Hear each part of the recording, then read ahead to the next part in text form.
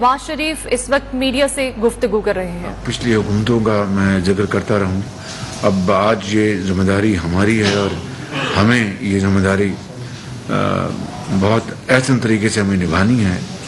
لیکن یہ اپنی جگہ حقیقت ہے کہ پچھلی حکومت نے جو بجلی کے پلانٹس تھے وقت کے اوپر ان کی مرمت نہیں کرائی اور وہ بند پڑے تھے. ان پلانٹس کو ان چند مہینوں میں ہماری حکومت نے پوری تندہی سے ان کو ریپیئر کروا کے ان کو چالو کروایا. اس کے ساتھ ساتھ ایندھن کا بہت بڑا ایک چیلنج سامنے بن کے آیا. اس کی ایک سے زیادہ وجوہات ہیں. ایک تو جو عالمی منڈیوں میں جو تیل اور گیس کی قیمتیں وہ شاید پچھلی دہائیوں میں بلند ترین سطح پہ ہیں اور $118 تک کروڈ آئل چلا گیا پر بیرل.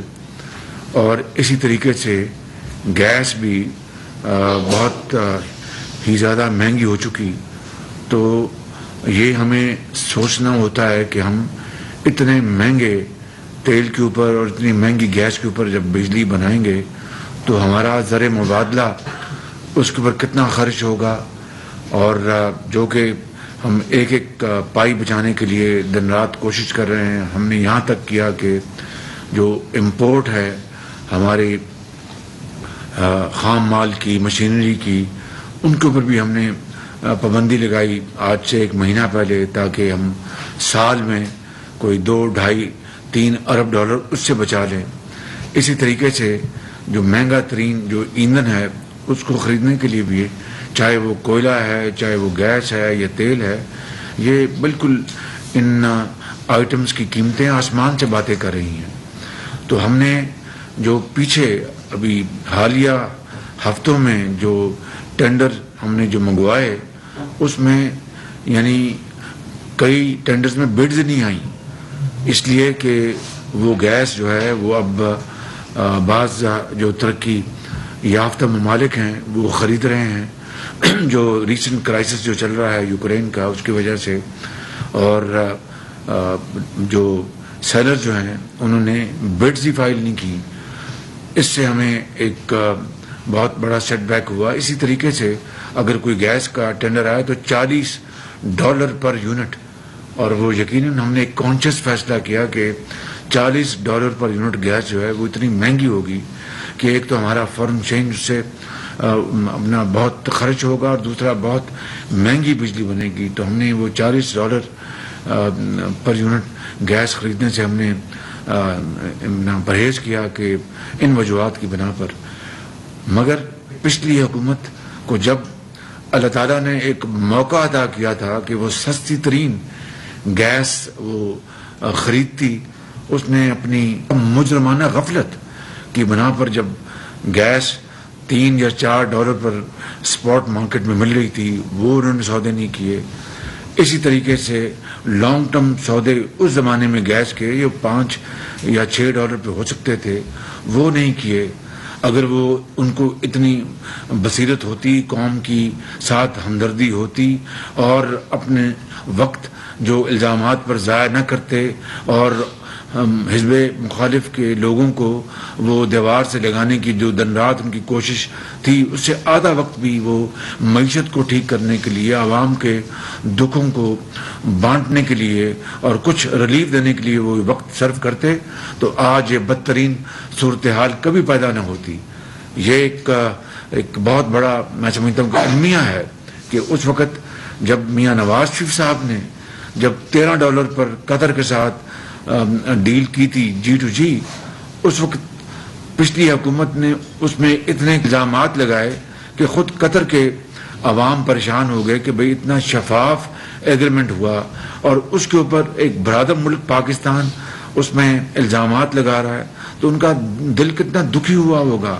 اس کے بعد ایک اور ایگریمنٹ ہوا 10.4 سینٹس پہ, یہ اپنا 5 سال کا, جو پہلا تھا 13% والا 13% والا وہ 15 سال کا ہے.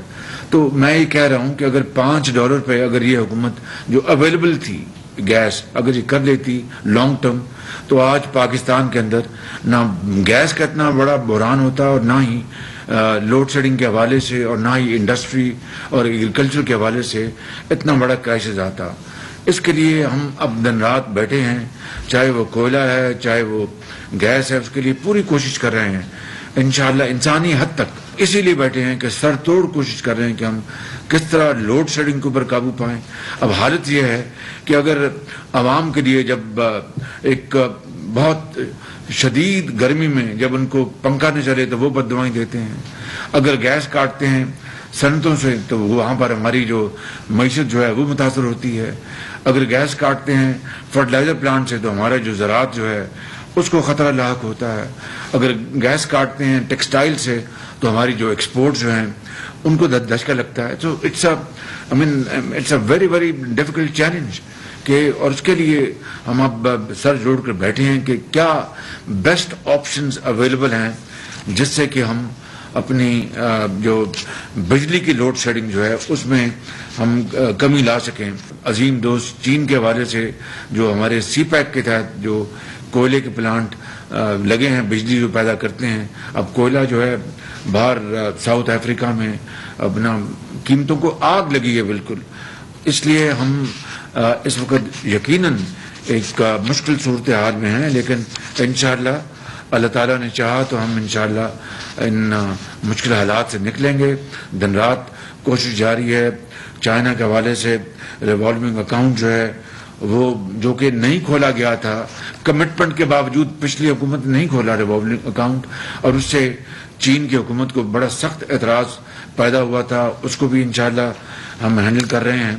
اسی طریقے سے جو ایک حویلی بہادر شاہ میں 1250 میگا واٹ کا ایک نیا پلانٹ جو جرمن کمپنی سیمنز نے ہمارے زمانے میں وہ لگایا تھا, اس کی پہلی ٹربائن 2018 میں پہنچ گئی تھی اپنا سائٹ پر.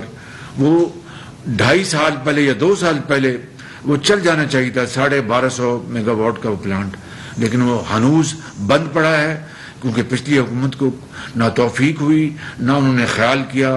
کئی پتہ نہیں 30-40 ارب روپے قوم کے ضائع ہو چکے ہیں اوور رنز کی شکل میں اور دوسرے مدات میں, اور وہ پلانٹ جو ہے نہیں چل سکا.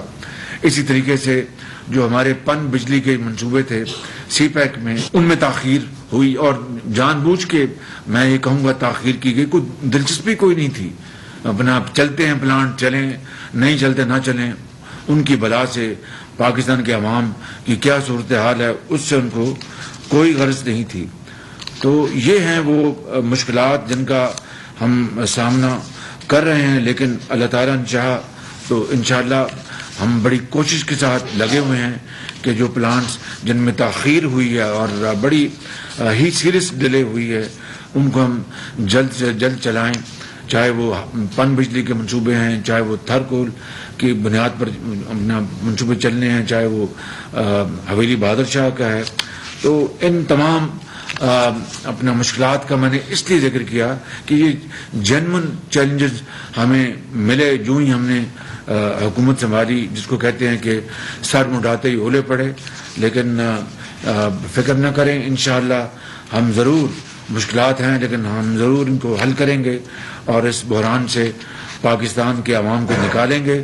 اور وقت دور نہیں جب انشاءاللہ بجلی کی لوڈ شیڈنگ میں خاطر خواہ کمی آئے گی. انشاءاللہ میری پاکستان کے عوام سے دست بستہ گزارش ہے کہ وہ اللہ کے حضور دعا کریں کہ ہمیں وہ توفیق بخشے اور ہمت دے کہ ہم ان کی خدمت میں کوئی کسر نہ چھوڑیں اور پاکستان کو صحیح معنوں میں قائد کا پاکستان بنائیں. آپ کو بہت شکریہ. वज़ीर-ए-आज़म शहबाज शरीफ लोड शेडिंग पर काबू पाने के हवाले से इजलास में गुफ्तगू कर रहे थे। उनका कहना था कि मुल्क में जारी लोड शेडिंग पर काबू पाने के लिए कोई खातिर नताइज सामने नहीं आए। लोड शेडिंग पर काबू पाना हमारी जिम्मेदारी है। साबिक हुकूमत ने बिजली के प्लांट्स की मरम्मत का काम नहीं कराया। आलमी मंडी में तेल गैस की कीमतें तारीख की बुलंद तरीन सतह पर है। खाम माल मशीनरी इम्पोर्ट पर पाबंदी आयद की।